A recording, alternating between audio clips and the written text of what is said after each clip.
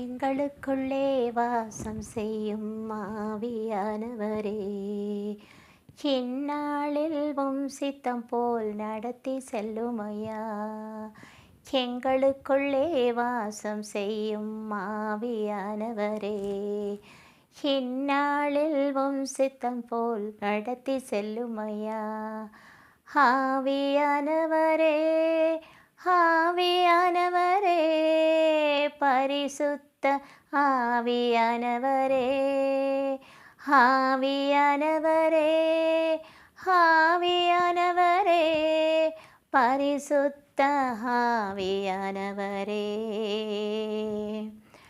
எப்படி நான் ஜெபிக்க வேண்டும், எதற்காக ஜெபிக்க வேண்டும், கற்றுத்தாரும் ஆவியானவரே. எப்படி நான் ஜெபிக்க வேண்டும், எதற்காக ஜெபிக்க வேண்டும், கற்றுத்தாரும் ஆவியானவரே. வேத வசனம் புரிந்து கொண்டு விளக்கங்களை அறிந்திட வெளிச்சம் தாரும் ஆவியானவரே. வேத வசனம் புரிந்து கொண்டு விளக்கங்களை அறிந்திட வெளிச்சம் தாரும் ஆவியானவரே.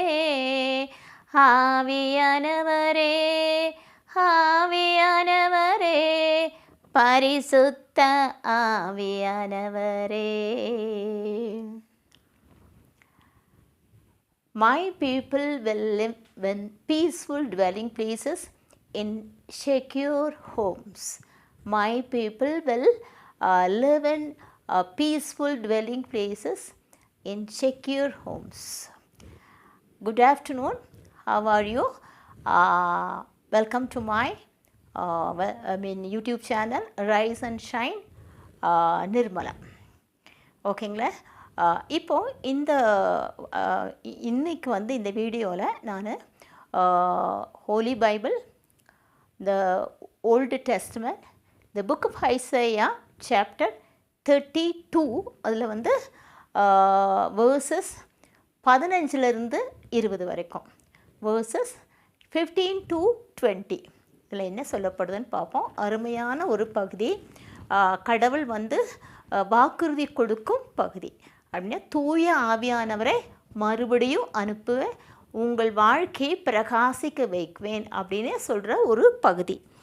நான் மீண்டும் உன்னதத்திலிருந்து ஆவி நம் மேல் பொழியப்படும், பாலை நிலம் செழுமையான தோட்டமாகும், செழுமையான தோட்டம் அடர்ந்த காடாகும் அப்படின்னு அப்படியே சொல்லப்படுகிற பகுதி. இப்போ நான் ஆங்கிலத்தில் படிக்கிறேன் பாருங்கள். It's a very beautiful part of the book of Isaiah. But once more God will send us His Spirit, the wasteland will become fertile and field will produce rich crops. Everywhere in the land righteousness and justice will be done, because everyone will do what is right. There will be peace and security forever. God's people will be free from worries and their homes peaceful and safe. But hail will fall on the forest and the city will be torn down. How happy everyone will be with plenty of water for the crops and safe pasture everywhere for the donkeys and cattle. God is promising that means a period of what prosperity. ஒரு செழிப்பான ஒரு காலத்தை கொடுக்கறதா கடவுள் கொடுக்குறார். எப்படி தூய ஆவியானவரை அந்த மக்களுக்கு அனுப்புவது. இப்போது நமக்கும் அதுதான் சொல்கிறாரு. ஓகேங்களா? But once again God will send us a spirit. The wasteland will become fertile. அப்படின்னா the barren lands, அப்படின்னா எதுவும் ஒன்றில்லாத ஒரு இடம், அதை ஒரு செழிப்பான ஒரு ஃபர்டைல் லேண்டாக மாற்றுவேன் என்று சொல்கிறார். செழிப்பான ஒரு பகுதியாக, ஒரு தாவரங்களை நிறைய கொடுக்கக்கூடிய, ஒரு ப்ரொடக்ஷனை நிறைய கொடுக்கக்கூடிய ஒரு செழிப்பான நிலமாக மாற்றுவேன்னு சொல்கிறார் கடவுள். அப்படின்னா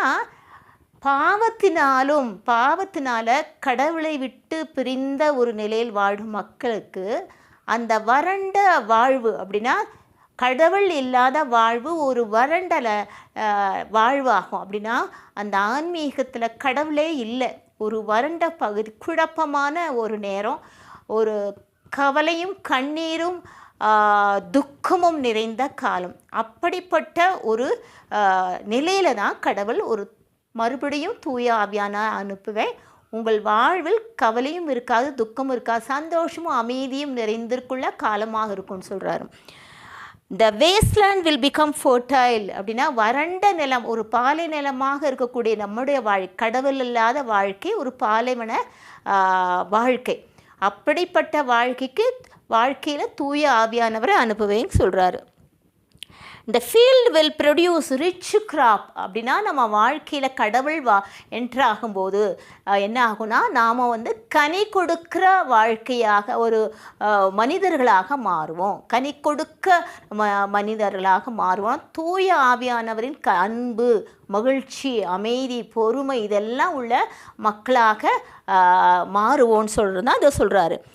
Everywhere in the land righteousness and justice will be done. நீதி, தூய ஆவியானவர் வரும்போது அங்கே பாவத்திற்கு இடம் இல்லை இல்லைங்களா?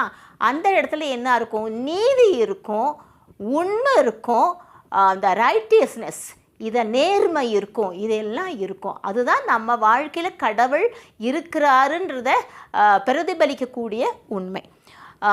அப்போது இதே பகுதி நம்ம எசேக்கியேல் புத்தகத்தில் பார்ப்போம்.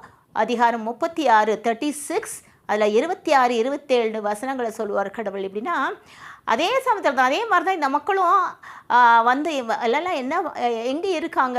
பாபிலோனில் இருக்காங்க. எப்படி?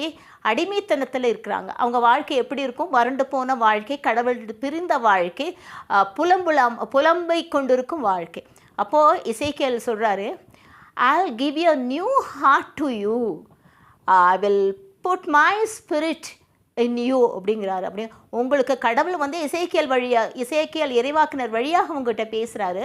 உங்களுக்கு நான் ஒரு புதிய இதயத்தை கொடுப்பேன், என் ஆவியை உங்களுக்குள் புகுத்துவேன்னு சொல்கிறாரு. அப்போது ஒரு புதிய இதயம்னா என்னது? ஒரு கல்லான பாவம் நிறைந்த இதயம், கடவுளை விட்டு பிரிந்திருக்கும் இதயம். இப்போ புதிய இதயம்னா கடவுளை வரவேற்கும் இதயம், கடவுள் வாழும் இதயம். அப்போ தூய ஆவியானவர் அந்த இதயத்துக்குள்ளே வாசம் செய்வார், கடவுள் வாழும் இல்லமாக இருக்கும். அதுதான் அது. அப்போது everywhere in the land righteousness and justice will be done because everyone will do what is right. அப்படின்னா எது உண்மையோ எது நல்லதோ அதை மட்டும்தான் எல்லா மக்களும் செய்வார்கள். அதனால தான் இந்த ப்ராஸ்பிரிட்டி வர்றதுக்கு காரணம். ஓகேங்களா? And justice will be done because everyone will do what is right. There will be peace and security forever. அந்த இடத்துல எல்லா இடத்துலையும் அமைதியாகவும் பாதுகாப்பு இருக்கும். இது கடவுள் கொடுக்கும் பாதுகாப்பு, இது கடவுளால் ஆனது, நம்மளுடைய முயற்சியால் ஆகாதது. அப்படின்னு கடவுள் நம்ம இது கொண்ட இரக்கத்தினால, அவருடைய அருளினால நமக்கு தூய ஆவியானவரை நமக்கு அளித்து அந்த இடத்துல அமைதியும் சந்தோஷத்தையும் கொடுக்குறாரு அப்படின்னு அர்த்தம். There will be peace and security forever. God's people will be free from worries. அங்கே துக்கம் இருக்காது, கவலை இருக்காது. And their homes peaceful and safe, but hail will fall on the forest and the city will be torn down. அப்படின்னா இந்த forest எதுக்கு காட்டுறாங்கன்னா, ஒரு அகந்தையுள்ள தீமையான மனிதர்கள், த விக்கெட் பீப்புள். அப்போ அவர்களுக்கு அந்த ஹேல் என்ன சொல்கிறது, கல்மழை இல்லைங்களா, அது எதுக்குன்னா கடவுளுடைய ஜட்ஜ்மெண்ட், அவங்களுக்கு தீர்ப்பு அவங்களுக்கு கிடைக்கும். அப்படின்னா கடவுளுடைய தீர்ப்பு இன்னும் மனம் திரும்பாத மக்கள் மேல், விக்கெட் பீப்புள் மேலே ஒரு கல்மழை மாதிரி பொழியும். அப்படின்னா தண்டனை தீர்ப்பு வரும். ஆனால் இப்படி சொன்னால், but hail will fall on the forest and the city wall will be torn down. How happy everyone will be with plenty of water for the crops and safe pasture everywhere for the donkeys and the cattle. ஆனால் என் மக்கள் அமைதியாகவும் சந்தோஷமாகவும் இருப்பாங்க. அவர்களுடைய வயல்வெளிகளில் production அதிகமாக இருக்கும். கால்நடைகளும் கழுதைகளும் மேயும் அதிகமாக இருக்கும். அப்படின்னா ஒரு செழிப்பான ஒரு வருங்காலத்தை கடவுள் வந்து அவர்களுக்கு வாக்குறுதியாக அளிக்கிறார். எப்போ அவங்க மனம் திரும்பும்போது கடவுள் மறுபடியும் தூய ஆவியானவரை அவர்களுக்கு அளித்து ஒரு புதிய இதயத்தை அளித்து அவர்களை ஆசீர்வதிக்கிறேன்னு சொல்கிறாரு. அதே மாதிரி தான் நாமும் நம்முடைய பாவத்தை விட்டு பாவத்திற்காக மனம் வருந்தி கடவுளோட மன்னிப்பு கேட்டு வாழும்போது கடவுள் நமக்கு ஒரு புதிய இதயத்தை கொடுத்து புதிய வாழ்க்கை, செழிப்புள்ள வாழ்க்கை கொடுக்க. அங்கே துக்கமும் கவலையும் இருக்காது, சந்தோஷமும் அமைதியும் நீதியும் நேர்மையும் உண்மையும் இருக்கும். ஆனால் மனம் திரும்பாத மக்கள், கடின உள்ளத்தோருக்கு கடவுளுடைய தீர்ப்பு வந்து ஒரு கல்மழை மாற ஒரு தண்டனை தீர்ப்பு வரும். ஓகேங்களா? இப்போது நான் ஒரு சிறு பாடலை பாடிவிட்டு நான் இந்த வீடியோவை முடிச்சுக்கிறேங்க. எல்லாம் இயேசுமயம், எல்லாம் இயேசுமயம், என்னை எந்நாளும் காத்திடும் அன்பின் கரம். எல்லாம் இயேசுமயம், எல்லாம் இயேசுமயம், என்னை எந்நாளும் காத்திடும் அன்பின் கரம். எல்லாம் இயேசுமயம். Thank you so much. Bye.